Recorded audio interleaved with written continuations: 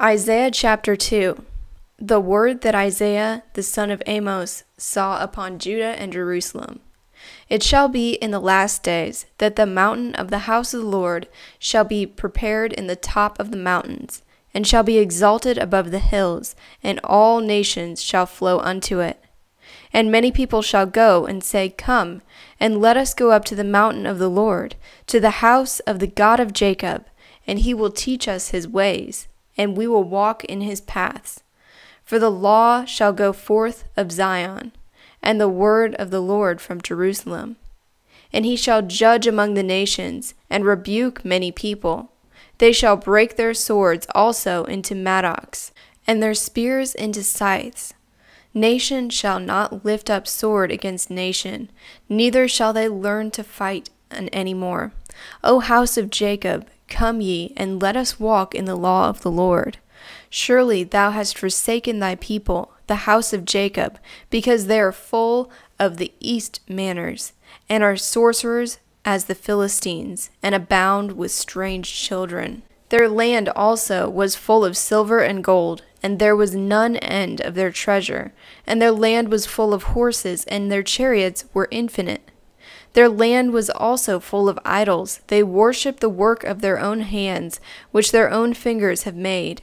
And a man bowed himself, and a man humbled himself. Therefore spare them not. Enter into the rock, and hide thee in the dust from before the fear of the Lord, and from the glory of his majesty. The high look of man shall be humbled, and the loftiness of men shall be abased, and the Lord only shall be exalted in that day. For the day of the Lord of hosts is upon all the proud and haughty, and upon all that is exalted, and it shall be made low, even upon all the cedars of Lebanon, that are high and exalted, and upon all the oaks of Bashan, and upon all the high mountains, and upon all the hills that are lifted up, and upon every high tower, and upon every strong wall, and upon all the ships of Tarshish, and upon all pleasant pictures.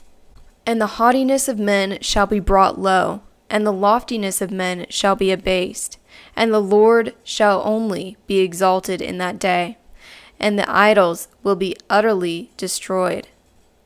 They shall go into the holes of the rocks, and into the caves of the earth from before the fear of the Lord, and from the glory of his majesty, when he shall arise to destroy the earth.